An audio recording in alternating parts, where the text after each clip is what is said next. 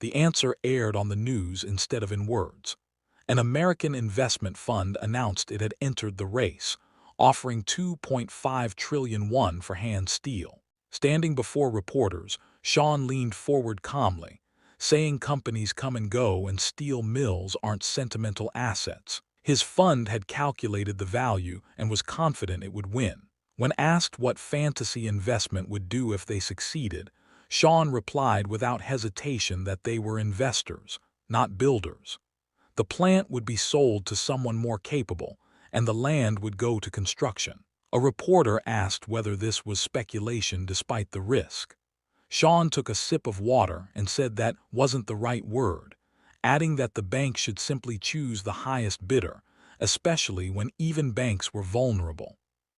The screen went dark as someone threw the remote onto the table. Hack closed his eyes, rubbing his temple, saying interference without consequences wasn't acceptable. Sean narrowed his eyes, irritated that such a trivial issue had forced an early meeting. The man snapped back, pointing out that this little performance had clearly shaken someone they both knew. Yonel trembled with anger, ordering the secretary to bring Sean in immediately. Sean stood up calmly, saying the chairman should rewatch the interview, because he and his grandson had thought this through carefully. He admitted Siyong would gain an advantage and might spend more than planned, but now the consortium would be easier to convince. With that, he excused himself, heading to a creditors' meeting. When the door closed, the secretary froze, finally realizing which grandson Sean meant. Hackey tilted his head, understanding that this intervention could shift public opinion exactly where they needed it. He laughed at himself for missing it earlier just as the phone rang. Chairman Yang Chao said he'd reconsidered, and that Sean's interference could be useful after all. Hackey confirmed that he'd spoken with the fund's head and that it was Dijun's idea, even if Sean refined the execution. Yang Chao was stunned, then laughed, realizing his grandson had pulled an American investment fund into his corner, explaining that tomorrow the media attack would begin, harsh articles criticizing fantasy investment. He planned to flood television discussions with economics professors emphasizing that Dehan already owned a steel mill. The narrative would be simple: Dehan didn't need hand steel to run it, only to strip the land. Hackey smiled, confident this would poison public opinion. Yang Chao praised his timing as perfect. Dijun walked in with his hands in his pockets, noticing the banners, beer bottles, and long tables packed with people. He paused at the entrance as heads turned, some whispering about his looks, before taking a seat among food and drinks. He smiled, thinking that without knowing the future, this would feel painfully awkward. A student council member welcomed everyone, followed by law professors. Then freshman introductions began. One student shouted his name proudly, another declared himself the future guardian of justice. Dijun listened with a grin as applause echoed. When the microphone reached him, the room fell silent. He asked for a little extra time, bowed politely, and introduced himself as Dijun, joking that he should probably thank his rich grandfather for getting in. Some laughed, others didn't, because they knew money alone couldn't buy admission here. Still smiling, he said he wasn't good at making friends, so he preferred gifts. He asked if gifts counted as bribery. The answer came calmly: friendship was too abstract to count. He followed up by asking about professors, earning laughter when one admitted grades were much more concrete. That's when the doors opened. Men in black suits rolled in boxes as murmurs spread. Dijun smiled and said his grandfather taught him that gifts should exceed expectations. Boxes were handed out, revealing brand new laptops. No one was listening anymore. Later, sitting beside his grandfather, Dijun casually calculated the cost, around 600 million won. Yang Chao stared at him in disbelief.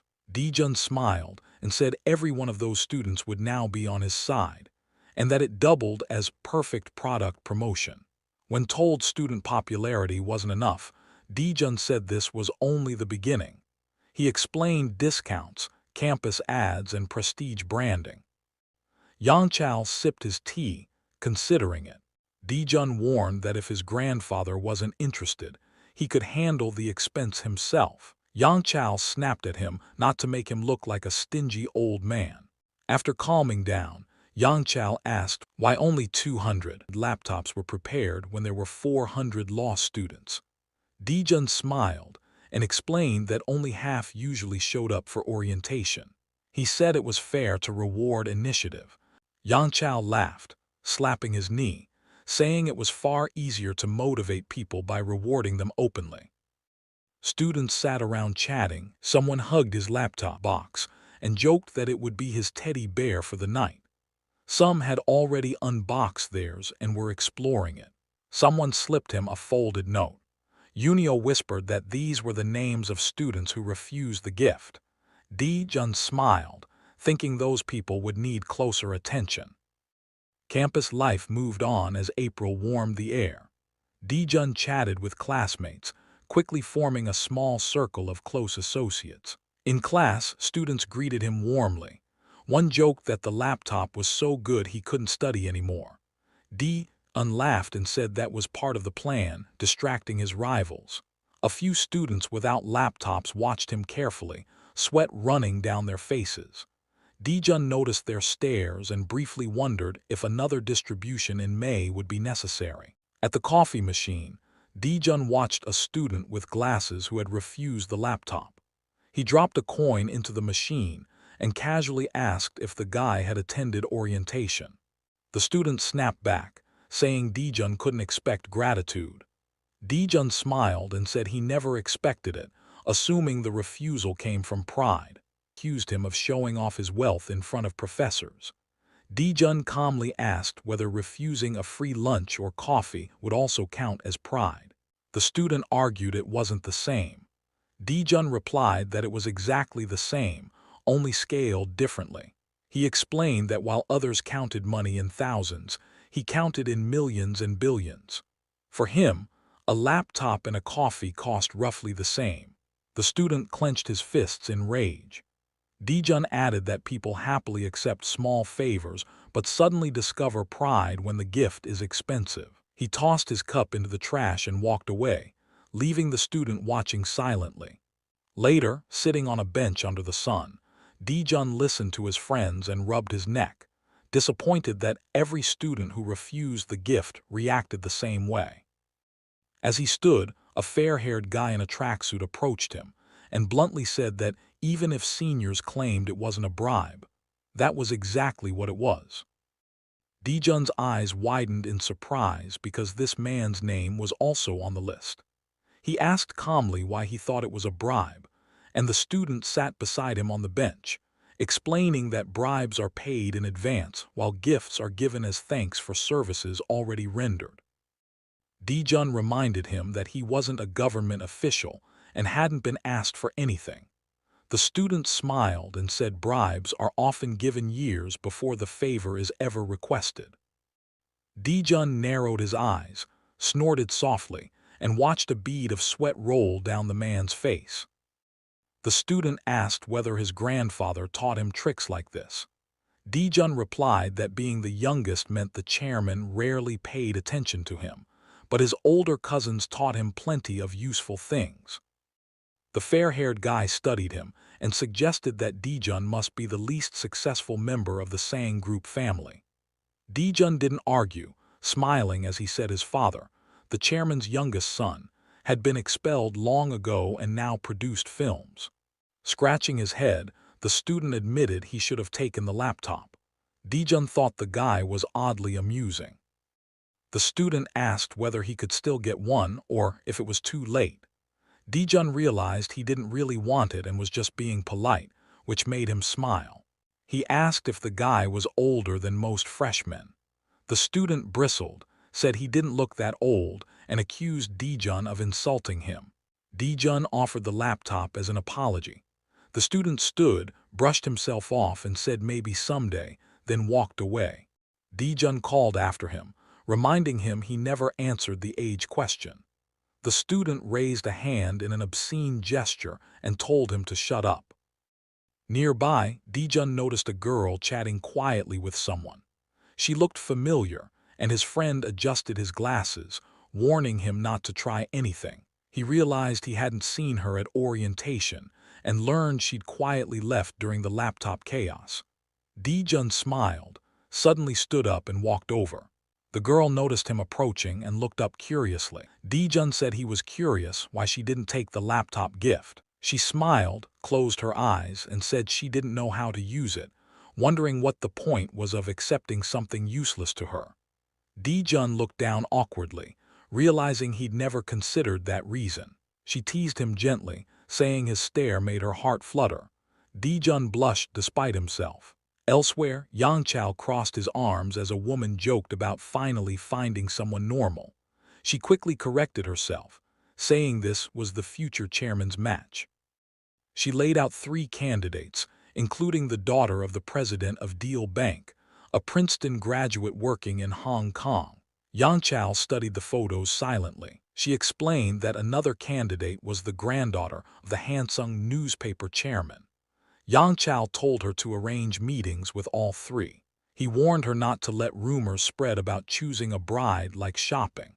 She protested that finding candidates at this level wasn't easy. For your grandson Dajun, she mentioned the final candidate, the granddaughter of a constitutional court appointee from a powerful legal family. Yangchao grew thoughtful as she added that the girl studied at the same university as his grandson. The woman smiled, saying she'd arrange everything naturally so it felt like fate. Yangchao told her to begin. Later, Yongjin learned he'd be meeting candidates the next day. He frowned, realizing marriage wasn't something he could influence. Yonggi explained calmly that marriage was the best form of collateral and security. Yongjin clenched his teeth, understanding the logic even if he hated it. In class, a professor announced a new group assignment based on controversial public incidents. Students groaned as groups of 5 were assigned. Dijun scanned the list and froze when he saw Mian's name in his group. They exchanged brief looks before class began. He quietly handed the paper to Assistant Kim, asking him to look into 2 names. Kim asked if he should report it to Haki. Dijun told him it was his choice. Kim agreed, clearly testing boundaries. Later, news played showing bids for hand steel. When Sang Group was announced as the winner, Yangchao simply smiled. Others celebrated, relieved they hadn't lost much. Someone complained about fantasy investment making them look like villains. Chao replied that this was better, since it gave judges a reason to exclude them. Investigations into the fund revealed nothing obvious, though its CEO being Korean raised questions. Yangchao ordered them to uncover the investor's identity quickly. The man nodded calmly, promising it would be done. Yonel grinned and said it was time to start the game. A folder landed on the table, showing what would have happened in 1991 if the corruption had never been reported. Another folder followed, revealing that Ain Motors would have been absorbed into Siyang Motors. The documents explained Chairman Jin's original strategy, restructuring the domestic auto industry with full government support. Yonel remarked calmly that Sang had simply been unlucky. They had the plan, but history chose someone else. He smirked and imagined the man who had wanted Ain Motors for years, probably tearing his hair out watching it slip away again, maybe even losing his mind over it. Then Yonel smiled wider, pointing out that all the money the old man had scraped together and borrowed was now tied up in buying a steel mill. Laughter spread across the room. Yonel ended it firmly, ordering everyone to begin tomorrow. Elsewhere, a man holding a mug asked what Chairman Hong had been up to, nodding that several days had passed since the official meeting. Hong smiled and congratulated him on acquiring hand steel. The man closed his eyes and asked if congratulations were really necessary, since the vice chairman and Yongan had handled everything. Hong lowered his head and added that he'd heard the chairman had recently studied business abroad and already taken on something this big. Then Hong hesitated and reported that strange rumors were spreading. News about Ain Motors had suddenly started appearing again, exactly like 6 years ago. The gray-haired man froze and slammed his mug down, asking if someone was targeting the company. Hong admitted it wasn't confirmed, but the similarities were too obvious to ignore. When asked about Hansung Daily, Hong replied that their exit had already been blocked. The man stayed silent, put away his phone, and asked for a bottle of water. A nervous girl brought a tray, flinching when he snapped that he asked for a bottle, not a glass. He drained it quickly, slammed it down, and waved her away. Frowning, he asked if Hong could delay the articles. Hong agreed calmly, joking that there hadn't even been a wedding yet, and favors were already being requested. Hong promised his reporters would try their best, smiling as he imagined tripping up Dehan Group. He looked satisfied, already picturing Chairman Jin taking care of his eldest granddaughter. In another building, a man entered and asked if there was news from Uito about Ain Motors. Jae-jun looked at him over his drink. Sean wondered aloud whether he even had time for university when the country was this unstable. He asked if he was worried about the Southeast Asian financial crisis or planning to exchange regional currency for dollars. Dae-jun asked why he would do that. Sean believed the crisis was inevitable. Smirking, Dae-jun hinted that Southeast Asia was already hell. By April, 4 Korean conglomerates had collapsed, while the Asian dragons were still standing tall. Sean frowned when asked whether preparing for a typhoon was really so wrong. He closed his eyes, realizing Dae-jun was closely tracking global financial flows. Sean revealed rumors that Daehan was targeting Ain Motors. Its finances were already at rock bottom, and a little pressure would suffocate it completely. Dae-jun realized history hadn't changed. 6 years ago, his grandfather failed to take Ain Motors, and now the same moment had returned. This time, he decided, the outcome had to change. He asked about the takeover directly, surprising Sean. News spread that the story would be framed as a foreign investment success through fantasy investment. Dae-jun frowned and stated firmly that it would be their company, not outsiders, that did this. At Siyang, reviewed documents, reporting that Daehan's chairman was using the exact same strategy Siyang had designed 6 years earlier. They fell silent. Daehan had gotten hand steel, but it drained their funds. Ain Motors was now too expensive. When asked if this was part of the plan, Yao crossed his arms and said there was nothing they could do now. If Daehan took Ain Motors, Siyang's market share would collapse. Yao demanded action by tomorrow. After the room emptied, Haki asked whether they should sell the 7% stake in Ain Motors held under other names. Yao snapped, accusing him of surrender. Haki replied calmly that if Daehan took control, Ain Motors would go bankrupt anyway. Yao clenched his teeth, saying that without the corruption incident 6 years ago, Ain Motors would already be theirs. He suggested using the shares to stir trouble. Haki said the shares were scattered and needed someone to unify them. When Sean's name came up, the secretary froze. Yao ordered him to give Sean the shares and make him their representative. They also had a reserve fund. This was their chance to pull him back. Haki considered exchanging Fantasy's 100 billion won fund for the 7% stake and smiled, realizing the chairman's instincts were still sharp.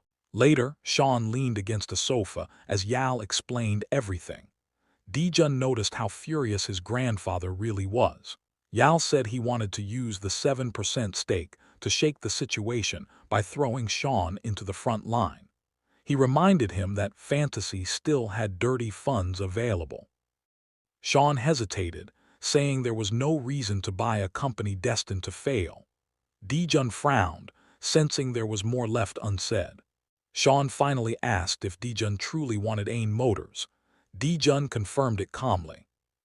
Sean warned him that acquiring Ain Motors meant acquiring the entire Ain Group, worth over 14 trillion won. When asked what he would do next, Dae-jun stayed quiet. Sean said rationally they should shut down branches, scrap what was useless, and sell the rest at cost. Dae-jun smiled, saying valuable things should be sold at a higher price. Sean replied that they should sell it to whoever paid even slightly more. Dijun thought that answer sounded exactly like a gambler's logic. Sean smiled and suggested saving Ain motors properly, cutting away the rot first, then applying medicine and feeding it nutrients. Dijun looked pleased and asked what came after that. Sean scratched the back of his head, admitting he wasn't confident he could control a massive conglomerate even if they succeeded. Dijun calmly told him to reach that point first and worry about control later. Closing his eyes, Sean said the real issue was simple. Even if they rushed into the takeover, the odds of winning were close to zero. Dijun smiled and asked why Sean suddenly sounded cautious, reminding him that he'd never been afraid of low odds before. Sean clenched his fist and explained that if Chairman Jin's 7% stake ended up with them, they could finally see inside the company. He reminded Dijun that his grandfather was Chairman Jin himself. Dijun realized that without Siyang's influence, everything would become far harder. Sean said Dijun had enough money to buy Ain Motors, but auctions weren't enough. Power mattered more. Dijun thought for a moment and said they needed someone who could influence judges, creditors, and the government. Sean looked at him like a kid asking for a toy. Dijun said okay. Sean smiled and laid it out clearly. 28 subsidiaries, over 50,000 executives, and a total value exceeding 14 trillion won. Whoever won this fight wouldn't just win a company, they'd win everything. This wasn't a war with bullets, it was a war with money, and losses killed just as effectively. Sean said he'd meet manager Haki. Dijun smiled and said he'd speak with the Siyang chairman. Both knew the game had begun. Later, holding a milk carton, Dijun was asked why he kept skipping school. He said he planned to enroll, not suffer, and wanted to rest a little. His grandfather called him out, saying Dijun went to miracle investment every morning instead of studying. Dijun replied calmly that he was relaxed and noticed Yunek working harder than ever. The old man complained that Dijun might get expelled, forcing him to donate through the Siyang Scholarship Fund. He asked why he was paying more for attendance problems than tuition. Dijun said spending money on education was always good, even though he never planned to study that long. His grandfather had intervened, and now he'd have to manage both school and business. When asked what he actually did in Miracle Investment, Dijun said he was learning things like discussing Ain Motors.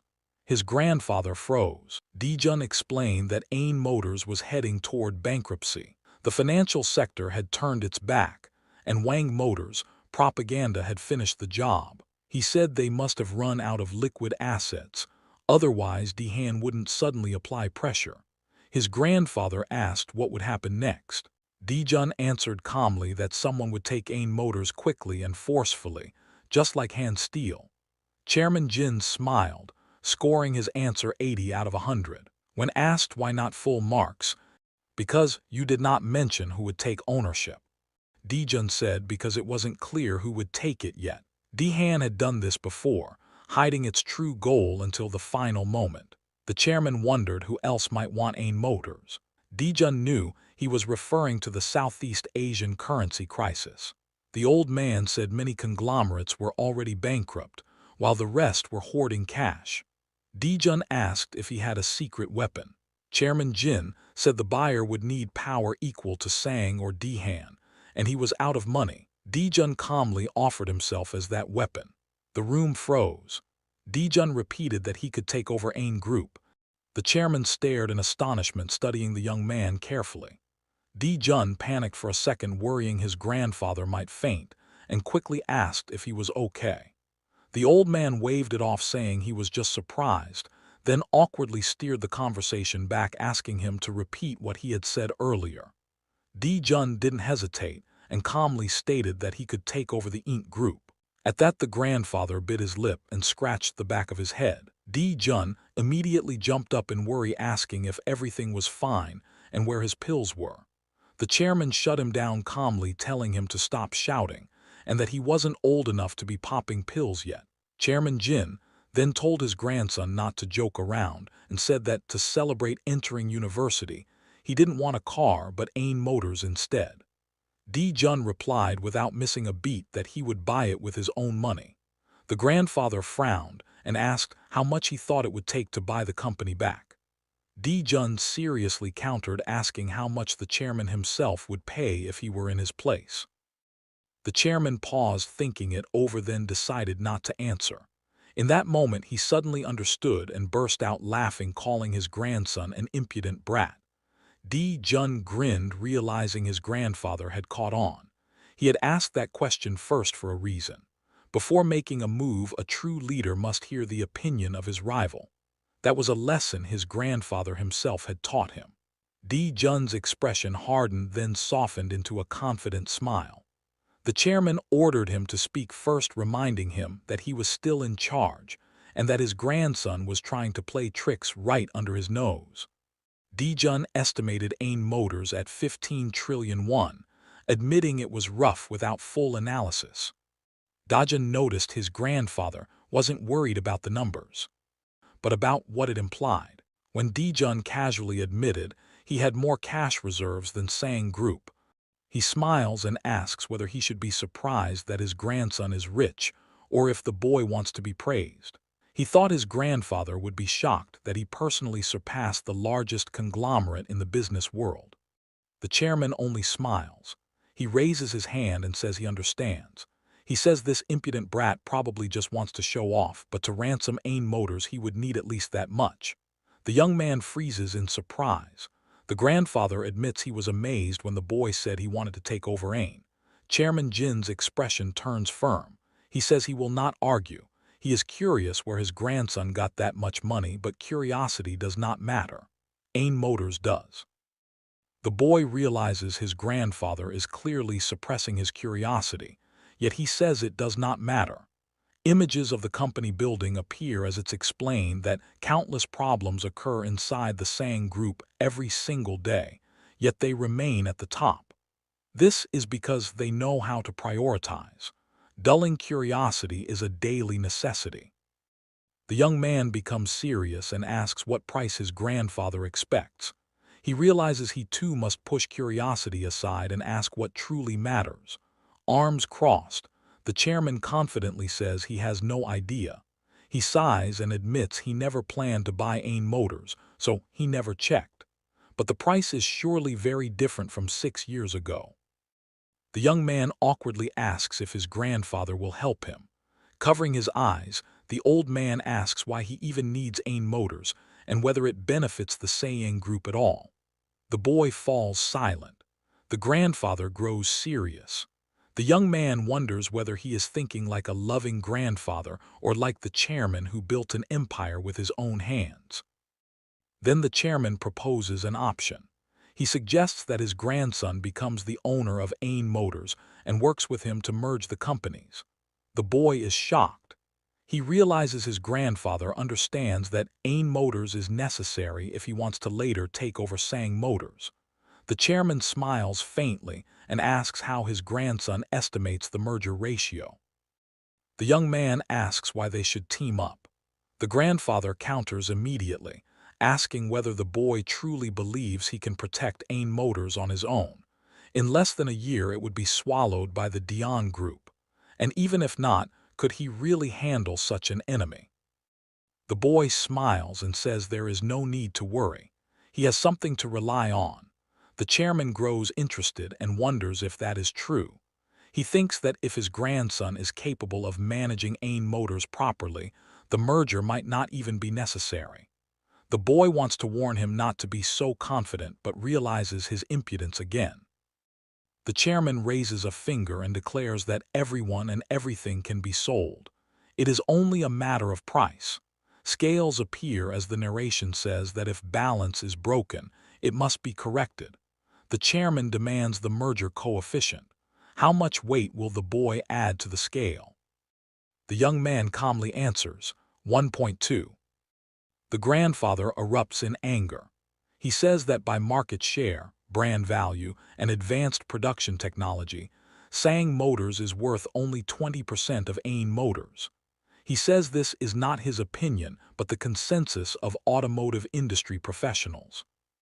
The boy realizes his grandfather already knew this. The chairman covers his eyes and says that argument only concerns production. His grandson forgot the fundamentals. Share prices speak louder. Sang Motors shares are more than twice as expensive as Ain Motors shares, because Sang also holds partner shares. Whoever acquires Sang Motors gains access to the Sang Group itself. The boy understands. That is why he needs Ain Motors. The chairman crosses his arms and asks whether his grandson plans to place it on the scale. The boy's eyes sharpen with resolve. The grandfather smiles and comments on that expression. He relaxes back into his chair. It is revealed that during this conversation both of them exposed their secrets.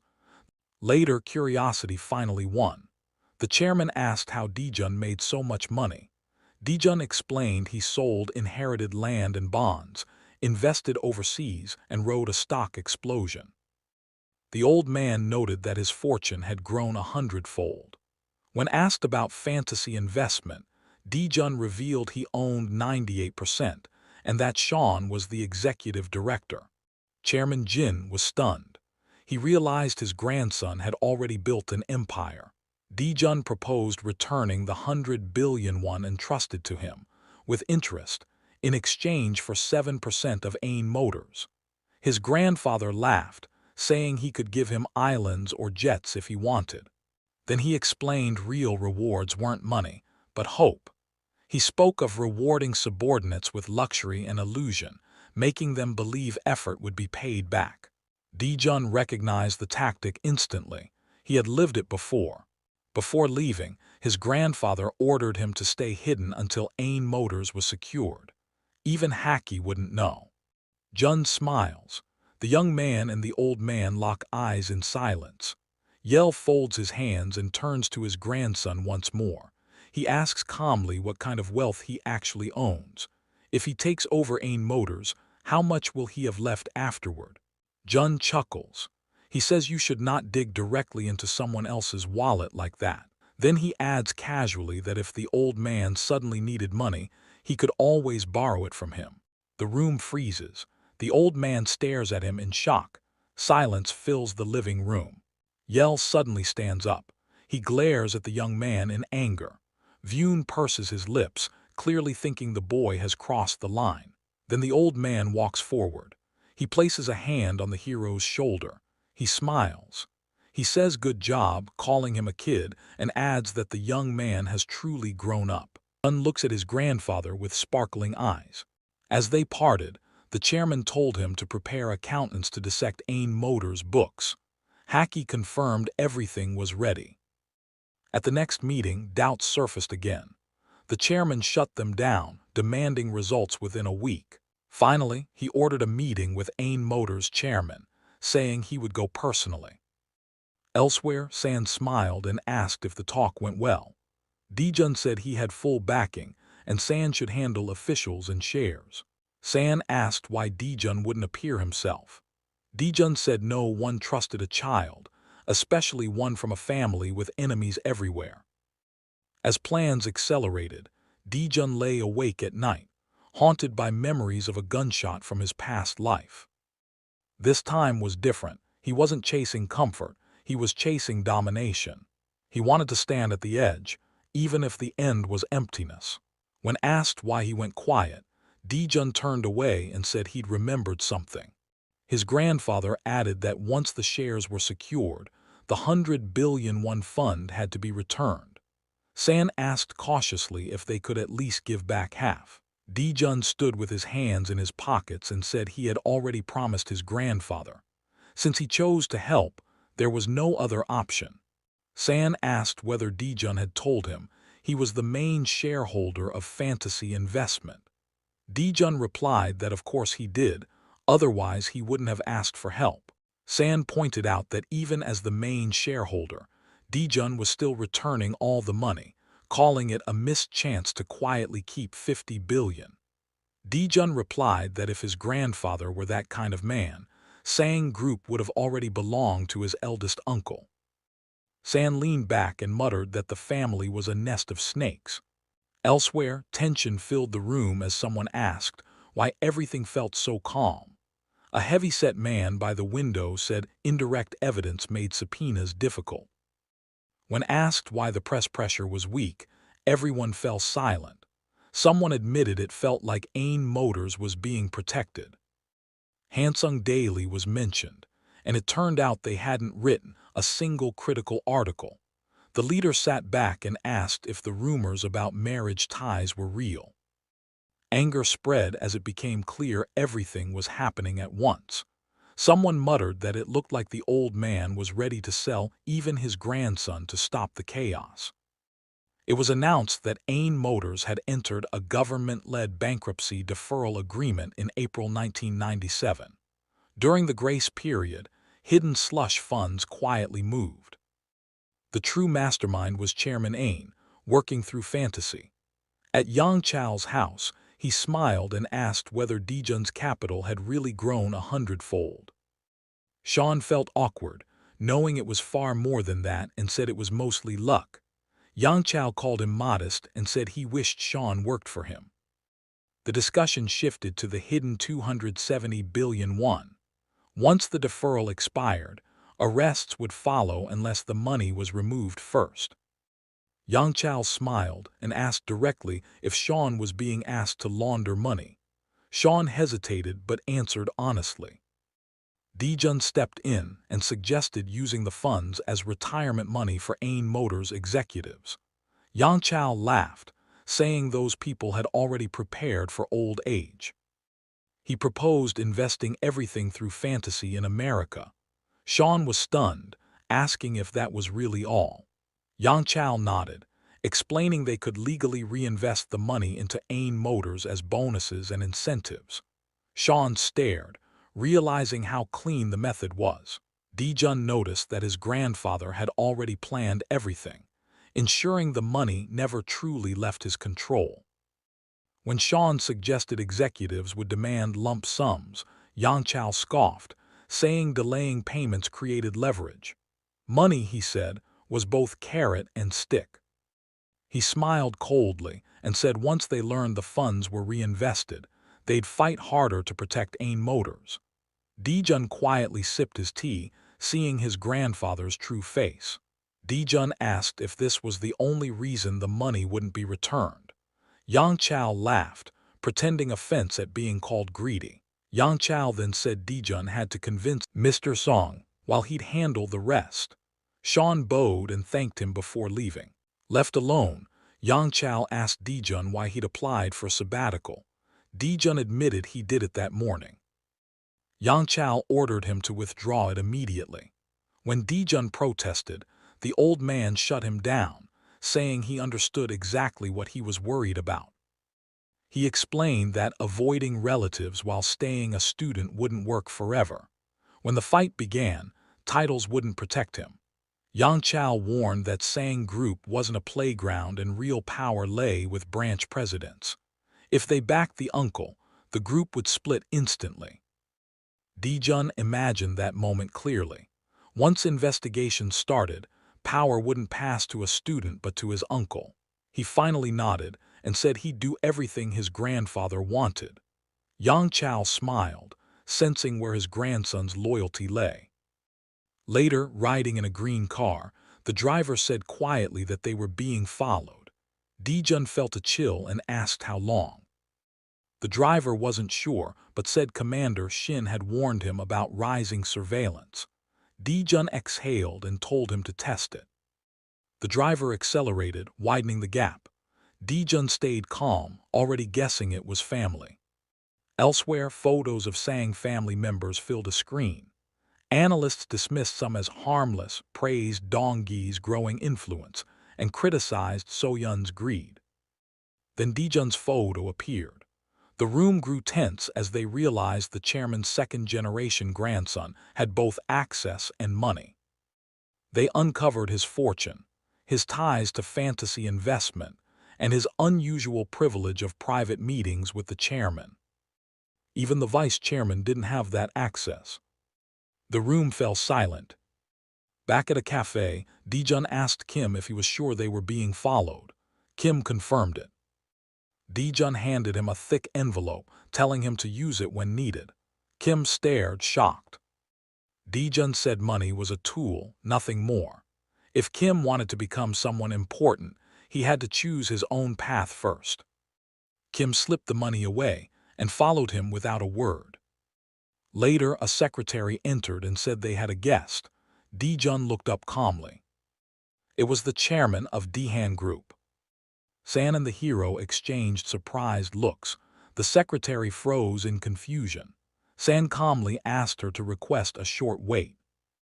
Dijun said he'd be in the conference room next door and asked to turn on the intercom.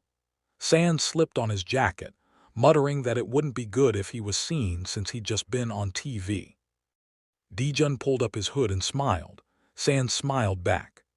The chairman stepped inside. The hero walked past him in silence. The chairman turned and watched him leave. San bowed and offered a handshake. The chairman smiled, thanking him for welcoming such an unexpected guest and hoping he wasn't disturbing him. San shook his hand warmly and said there was nowhere in Korea he'd be treated like an intruder. He gestured to the sofa and invited him to sit. The chairman removed his hat and asked how an investment company could seriously aim for Ain Motors. San answered modestly, but the chairman cut him off, saying there was no need for false humility since they were equals now. San asked if rumors really spread that fast. The chairman frowned, realizing that even if the rumor were true, San wasn't even trying to hide it. He dismissed the guard and closed the door. The chairman said since San was being open, he would be honest too. He asked what San wanted. San smiled and said he wanted Ain Motors. The chairman raised an eyebrow and asked if an investment firm shouldn't just invest and exit. He told San to name a price to avoid a pointless fight. San frowned and asked if he was really being offered money to withdraw. The chairman nodded, saying price wars without reason were exhausting. San shook his head and said he was misunderstood. Their investors had plenty of money and wanted some fun. He added casually that they were car enthusiasts, so manufacturers interested them. The chairman's veins bulged. Buying a company for fun stunned him. He realized negotiation was pointless. He warned that one article about foreign capital draining national wealth would be enough to crush San. San smiled and replied that once the auction price was revealed, Koreans would decide who was more patriotic. The chairman stared speechless. His phone rang. He ignored it and demanded to know what San wanted. He proposed using public funds to cover all gaps and competing purely on acquisition price. No politics, no pressure. San smiled and said in that case, whoever won would suffer minimal damage. The chairman asked if they were truly suggesting unified debt terms and competition only on price. San confirmed it calmly. Silence filled the room. San raised his hand and said since the chairman proposed simplifying things first, he'd accept the rules. Wrestling only became a sport once rules existed. The chairman stood, calling San amusing. He said it had been a long time since he took a confrontation seriously. Pressing his hat to his chest, he said Dihan Group was built through brutal fights, not easy ones. The door slammed. San collapsed into the chair. Dijun entered. San rubbed his neck and asked if the conditions would be accepted. Dijun smiled and said most likely. Elsewhere, Dihan Group executives gathered. Numbers flew across the table. Ain Motors' debt stood at over 3 trillion won. Subsidiary write-offs exceeded 1.5 trillion. Additional concessions pushed total relief past 7 trillion. The chairman frowned. Not accepting fantasy terms means starting over. Someone asked if fantasy really had that much money. No one knew, only that American capital backed them. Then one subordinate mentioned Hollywood. Based on intelligence from Magi Corporation, Fantasy had invested in nearly every major successful film. None had failed. The room went silent. The chairman closed his eyes. Someone reminded him that refusing an outstretched hand often led to bleeding. At Yang Chao's house, he sipped tea and asked if Kibao truly came in person. Dijun confirmed it and explained the compensation offer. Yang Chao laughed, saying Kibao must be desperate to move first. He asked what Dijun suggested. Dijun said he proposed competing only on acquisition price, while keeping government benefits intact. Yang Chao asked what Kibao said. Dijun quoted him saying he'd take the confrontation seriously. Yang Chao laughed and said the man must have skipped his medicine. He asked what Kibao would do next. Dijun answered that Yang Chao himself would accept. Fixed variables were safer than new ones. Yang Chao smiled. A businessman's greatest fear was uncertainty. He said Dijun had played all his cards, but Kibao hadn't. Now it was time for a wider attack. Media, creditors, government agencies, even the assembly would apply pressure. Dijun asked if Yang Chao could help further. Yang Chao said no. Even helping more would hurt everyone. He explained he'd already stopped Chairman Sun Ai's arrest, and that alone raised suspicion. Dijun realized government pressure had limits. Pulling both sides would tear the system apart. He decided to work something out with San instead. Yang Chao asked if he planned to beg. Dijun smiled and said no, he trusted San. Yang Chao asked if he was certain that there were two people you kept close, those who could do the job and those willing to sacrifice for you. Yang Chao smiled and said such people gather naturally when someone shines. That evening, guests filled the hall. Drinks flowed. A wedding couple stood proudly, a massive diamond on the bride's hand. Dijun watched them, thinking how transactional it all felt. Someone recognized him and shouted that rumors were true. The bride praised Yanan's looks. Dijun congratulated him. Soon Dijun was left chatting with the bride. She praised him openly, calling him the envy of everyone. He was lucky not to inherit responsibility and could simply enjoy life. Dijun smiled awkwardly and said money only mattered if it stayed. She laughed, calling him the chairman's favorite. He joked about receiving only a racing car he couldn't drive. She teased that maybe a bigger gift was coming. Dijun excused himself and left. Later in the restroom, Kim appeared serious. He said something was wrong. Dijun replied, telling him to wait in his car at the parking lot, and he would be back as quickly as possible. In the parking lot, a man joined them. He introduced himself as Shim, before Shim replied that they had once met at Yanjin Villa. Then he gave the hero a ride home. Dijun opened his eyes in surprise as he remembered the beating in the parking lot. Shim said time was short, so he would get straight to the point. He explained that their department was dealing with the third-generation Kim. Looked anxiously toward the back seat. Shim said that about a month ago, they noticed someone had started following everyone from the third generation. Dijun asked in fear if it was really behind all of them. Shim looked at the hero seriously and said yes, they were not testing the waters, they were simply monitoring his movements. Dijun then asked if Yanjin was being followed too. He explained they were tracking surveillance on all third-generation heirs. Dijun realized it wasn't just him. Shim admitted they lacked power and future. Strategy teams never survived long. They needed a roof. Dijun listened, then calmly said this wasn't loyalty. It was a deal. They worked for him, he paid. Price could be money or a future. Shim agreed without hesitation. Dijun looked out the window and said if they wanted more, they'd have to earn it. Kim swallowed hard. Dijun said that starting tomorrow he'd take taxis instead. The tail had to follow carefully, slow enough not to be exposed. Kim answered immediately that he could handle it. Dijun turned to Shim and said that from now on all reports from the strategy team would come to him first. He'd mark anything sensitive in red before it went upstairs. Shim smiled and said he understood.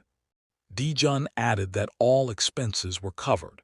If they needed money for anything personal, they could come to him directly. He made it clear they would never have to worry about money again. The room went silent. Dijun closed his eyes and realized how much he'd gained today, and a clearer picture of who to watch. The TV flickered. A Japanese flag appeared. A news anchor reported that fantasy investments funds were allegedly coming from Japan, and that AIN Motors could become a bridge for Japan's auto industry into Korea. San crossed his arms, teeth clenched. He said if anti-Japanese sentiment took hold, they'd be finished. They needed a press conference immediately. Dijun replied calmly that articles like this never appeared without a reason. San remembered the smiling old man and realized Dihan Group was playing dirty. At the press conference, cameras flashed. San stated clearly that the rumors were false. Fantasy had made short-term investments in Japan, taken profits, and exited. A journalist asked if the profits stayed in the U.S. San answered that all of it would be reinvested into rebuilding AIN Motors. Another reporter questioned why an investment firm would take on such a risky acquisition. A woman accused them of acting as agents for Japan. San snapped, demanding to know who started the Japan narrative. Behind the cameras, Dijun adjusted his cap. This was exactly the message they needed. Chairman Song stepped forward and confirmed AIN Group's full support. Union leaders stood behind him, promising wage freezes and cooperation until recovery. He declared that there would be no layoffs. The room went quiet. Song said corporations weren't just profit machines. They carried people's livelihoods. He accused Dihan Group of planning mass layoffs under the excuse of restructuring. Reporters scribbled furiously.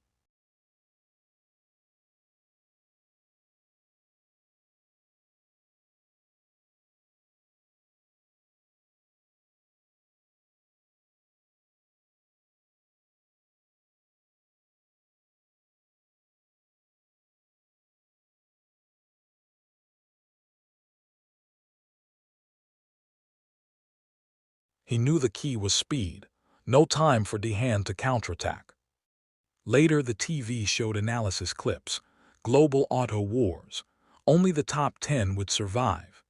If Ajin merged with Dihyun, costs would drop, efficiency would soar, and jobs would multiply.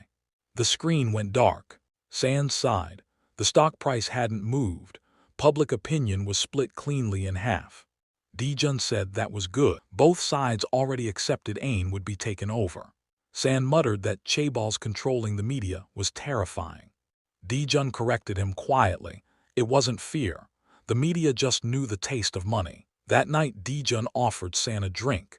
He reminded him he was an adult now. San hesitated until Dijun pulled out an unlimited card.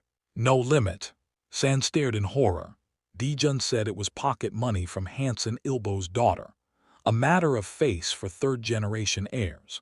San laughed helplessly and promised to take him somewhere unforgettable. The long corridor was lit by grand chandeliers, drinks, and fruits lined the table. San held a glass goblet, his eyes closed for a moment before he slowly looked away. The man scanned the table, sensing that the main character was hiding some incredible idea. Though he couldn't tell what it was, San smiled calmly and said that truly great people always create ideas out of nothing. Later, Dijun returned home late. His grandfather asked if he drank. Dijun said not much. The old man snapped, asking if he felt like a loser. Dijun answered calmly that the fight wasn't over. His grandfather scolded him for clinging to finished battles and ordered him to analyze his mistakes. Dijun admitted he underestimated Dihan's meticulousness and ruthlessness. The old man warned him that before striking, you must know how strong the enemy's fist is. Dijun said he rushed and missed the timing. He didn't expect them to twist Japanese investment into a weapon. The old man demanded he remember this feeling. Then Dijun said he needed his final card. His grandfather raised an eyebrow. Dijun said Sang Motors could fall at any moment. He explained that announcing a merger between AIN and Sang would flip the board instantly. The old man exploded, accusing him of greed. Dijun replied calmly that being half greedy was pointless. If fingers were going to point anyway, they might as well point fully. Silence followed. The grandfather said mergers united everything into one whole, and Dijun didn't even own Ain yet. Dijun replied that negotiations existed to turn jokes into reality and dreams into contracts. If the scales didn't balance, you added weight. He said he'd put more weight down. The old man listened. Dijun explained the two weapons, Sang's name heavier than Dihan and confidence, fairness, stability. Speculation would vanish overnight. The old man crossed his arms and closed his eyes. Then he said calmly, he still wasn't satisfied. Dijun frowned, thin brows tightening as his fist clenched. He knew he was greedy, but this wasn't greed alone. It was alignment. And right now, he wasn't sure whether his grandfather was testing him or simply refusing to hand over Sang Motors. Keeping his voice calm, Dijun made his move. He told his grandfather to leave all subsidiary shares untouched and put only Sang Motors itself on the scale. If that happened, he promised, he would tip the balance. The old man's eyes widened. Was he suggesting splitting Sang Motors apart? Dijun grinned and calmly listed 8 subsidiaries, including Ain Motors and Sayang Motors. Separate them properly, he said, and a new auto giant would be born. The old man fell silent. Dijun watched his face carefully. That wasn't rejection. That was disappointment, which meant the old man wanted more. So Dijun pressed forward. He said they should immediately announce a full merger between Sang Motors and Ain Motors. The moment the market heard that Sang's subsidiaries were being spun off, Sang's stock would crash. The old man's eyes widened again. Dijun continued smoothly. When the stock hit rock bottom, he would quietly buy it under borrowed names. Interest flickered across the old man's face. Then Dijun added the final layer. After Ain was absorbed and the partial merger completed, the subsidiary split would be cancelled. Sang Group would grow stronger, and Ain Group could later be absorbed entirely. The old man asked sharply if investors wouldn't swarm in, furious over losses. Dijun smiled. When a massive cart moves forward, ants get crushed. If you stop for every ant, the cart never moves. The old man warned that buying shares this way would make Dijun one of Sayang's major shareholders. Dijun asked calmly if that wasn't a gift that came a little too easily.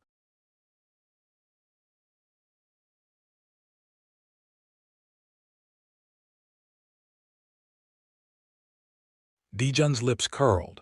He'd passed. That same night, Yanal sat stiffly as executives gasped in shock. He announced they would take over Ain Group. Someone warned they had no time and not enough money. Yanal lowered his head and said they'd simply hook their leg onto Dihan's leg as it ran.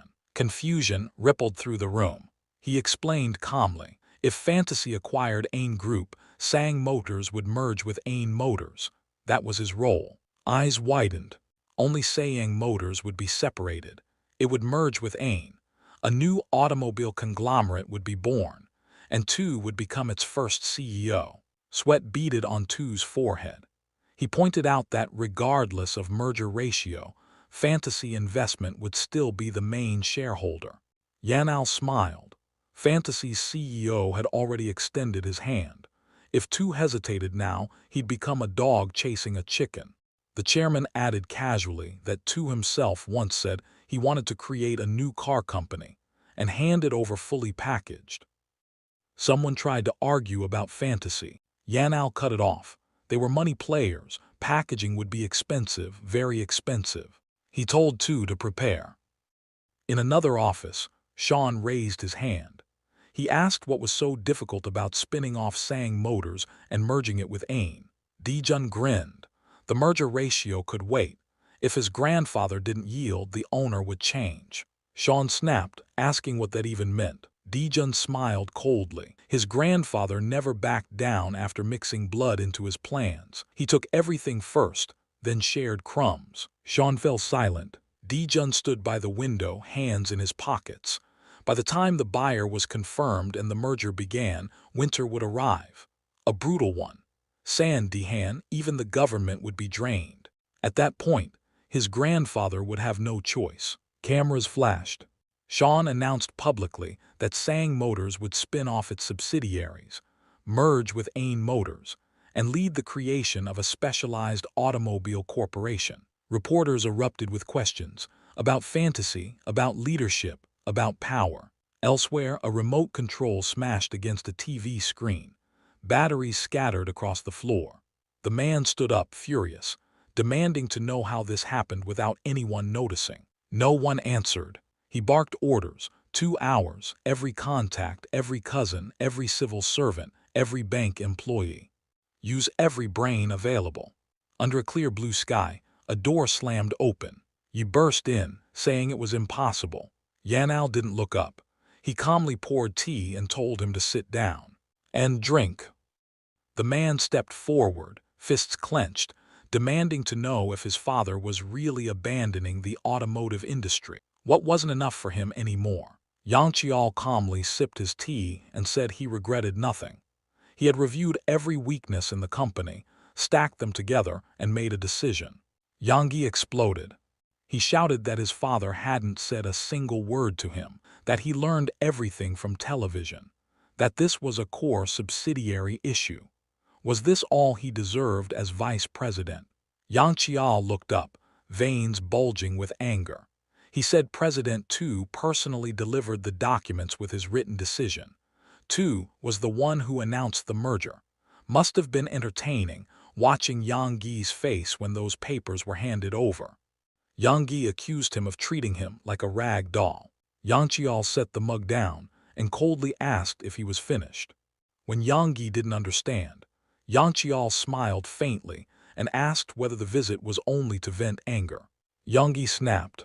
Yang Qiao slammed his palm on the table and shouted for him to stop. Silence fell. Then Yang Qiao roared that if Yang Yi was ashamed of his vice president's business card, he could leave. Any man in Korea would kill for that card. All Yang Yi did to earn it was be born as his son. He pointed at him and said bluntly that without his bloodline, Yang Yi wouldn't even qualify as an executive director. Yang Yi's lips trembled, tears filled his eyes, he lowered his head. Yang Qiao finally placed a hand on his shoulder. He said calmly that even if Yang Yi wasn't outstanding, this place was still his. All he had to do was think about Sang Group's future and protect it.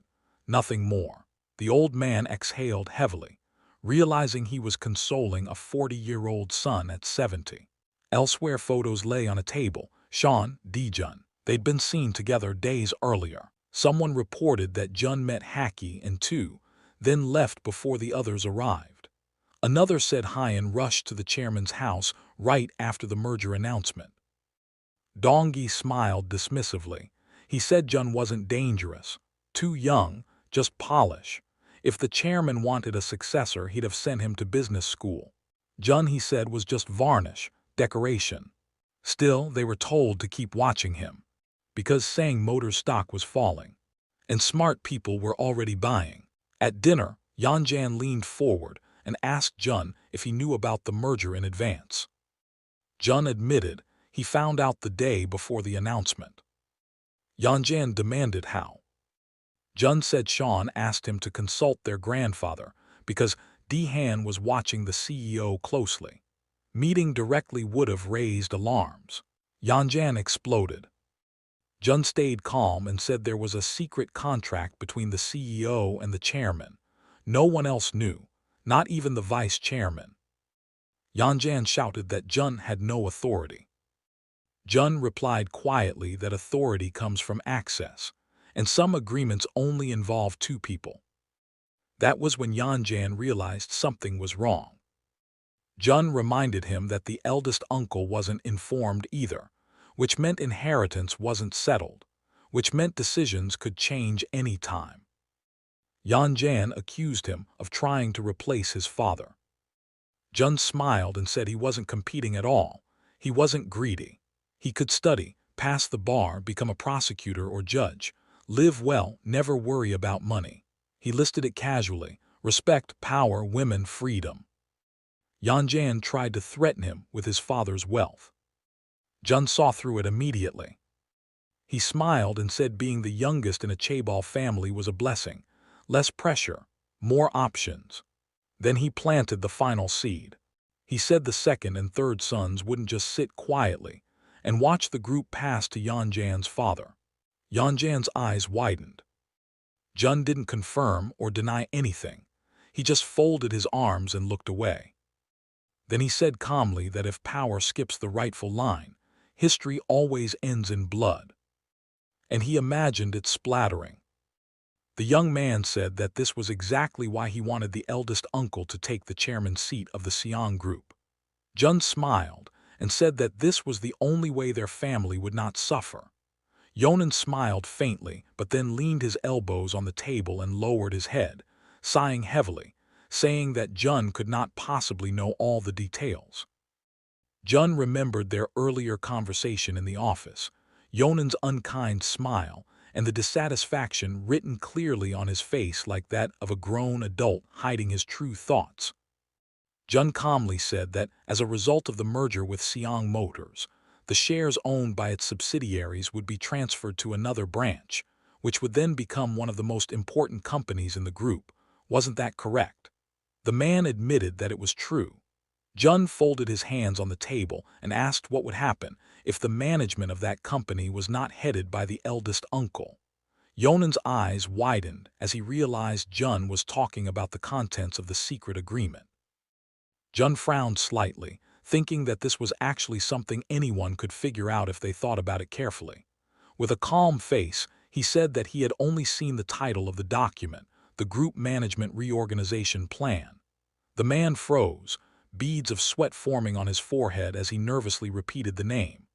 Jun, sitting across from him, said that this was the greatest help he could offer, and that from now on everything would remain with his uncle. The man agreed. Yonan bared his teeth and lowered his head while Jun grinned, thinking that because of Seong Motors, the claws each of them hid would gradually be exposed, and they would soon find out whose claws were sharper. Jun smiled as he imagined his family. Outside, the windows reflected a clear blue sky. A newspaper article reported that Fantasy Investments had been chosen as the new owner of the Inc. Group. The man read the paper intently, saying that in the end things had turned out like this. Although they had secured Ain, he was worried that Seong would eventually take everything from them.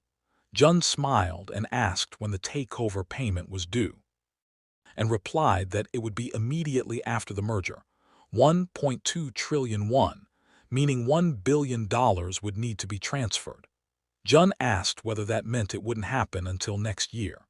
Seong raised his eyebrows and said it was worth asking the chairman, as he might want to rush the merger before the end of the year. The total amount was $3.2 billion, and at the current exchange rate of 1,110 won per dollar, that was slightly over 3.5 trillion won. The man took a sip through a straw and asked how much cash they had on hand. Looking out the window, he said they had $600 million in cash as requested, with no new investments this year, and another $600 million would return next year. Jun furrowed his brows, calculating that it would be enough, since the money he had invested using his memories had returned more than 100-fold. He wondered what would have happened if instead of him, an ordinary worker reborn as a fund manager from Wall Street. Someone like that would probably already be the richest man in the world. His thoughts were interrupted when Seong said he would first transfer $1 billion so they could repay it at any time. Jun raised his head and said there was no need for that yet since they still had to pay by the end of the year. Seong looked at him in surprise and leaned forward, asking if Jun had also noticed how strange the exchange rate growth was. Jun replied that everyone had noticed and had been worried for a long time, but they were all pretending not to see it. The rate had jumped by 251 in a single month, and it felt as if the dollar was slipping away like water. The man asked whether the exchange rate could correct itself by the end of the year. He knew Seong wasn't blind to it, but like everyone else, he was asking useless questions to hide the approaching typhoon of conglomerate bankruptcies and presidential elections. Jun asked whether exchange rate fluctuations and the dollar's departure were really the same thing, and whether that meant there was no point in holding tens of trillions in reserves if the dollar disappeared. He smiled and said that on a deserted island, a box of bread would be worth far more than 10 billion won in cash. Seong arched his eyebrows, realizing that the bread Jun was referring to was the dollar itself. Jun nodded, thinking that soon the IMF would collapse and it would become impossible to obtain dollars even if you wanted to. Sion clasped his hands and frowned, asking what Jun would do if the exchange rate kept rising and whether he planned to pay for Ain in dollars. Jun smiled and said he had already thought about the negotiations. Sion asked what he meant, and Jun replied that he would cut the price by offering to pay for the acquisition in dollars. Then burst out laughing, hitting his forehead and saying that even if you had a gold nugget, it was useless if you were already on the brink of death, and it would be better to exchange it for a life jacket. Jun imagined money flowing through an IV, thinking that the dollar as a global currency was like blood to a living body. If circulation stopped, the body died, while someone holding a bag of blood could freely pull a gold nugget from the dead person's pocket. Sion frowned and said that when domestic foreign exchange reserves hit rock bottom, Jun would be their savior. Jun smiled and said it wouldn't be him, but his uncle, the CEO of Fantasy Investments.